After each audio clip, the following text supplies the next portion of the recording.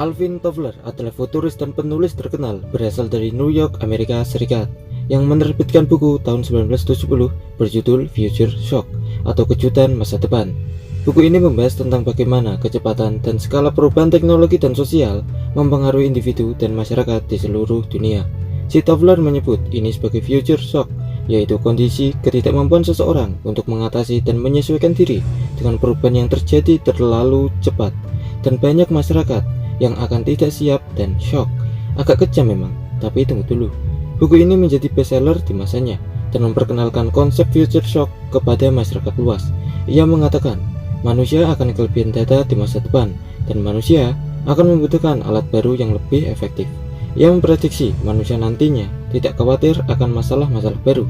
Manusia sangat mampu mengatasinya karena manusia bisa membuat sistem secara cepat dan makin efektif tiap tahunnya, yaitu dengan bantuan sistem teknologi. Ini seperti mengarah pada algoritma. Alvin Toffler tidak menjelaskan secara rinci dan spesifik bagaimana alat itu dibentuk. Namun ia memprediksi teknologi akan menggantikan komunikasi manusia, interaksi sosial, bisnis, dan terus berkembang sampai otomatisasi.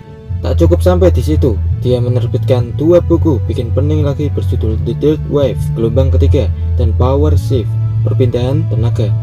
Kedua buku itu menjelaskan yaitu bagaimana perubahan teknologi dan sosial mempengaruhi masyarakat, tenaga kerja, kinerja bisnis, pemerintahan dunia, lalu memberikan pandangan kecepatan dan kemudahan tentang masa depan.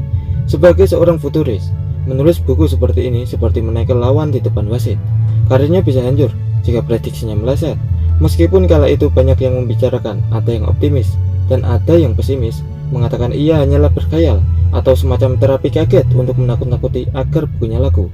Namun jangan salah, Toffler sering pergi ke luar negeri bukan ngurusin tentang bayar tersenyum karena ada maunya, tapi bertemu para pebisnis untuk mengamati perkembangannya, juga mengobservasi masyarakat di banyak negara.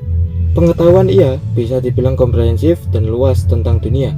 Dia memahami manusia di masa depan akan mengalami perubahan yang hebat. Mau tidak mau, perubahan akan terjadi, tidak bisa dihindari, dan yang tidak siap bisa shock atau akan kaget.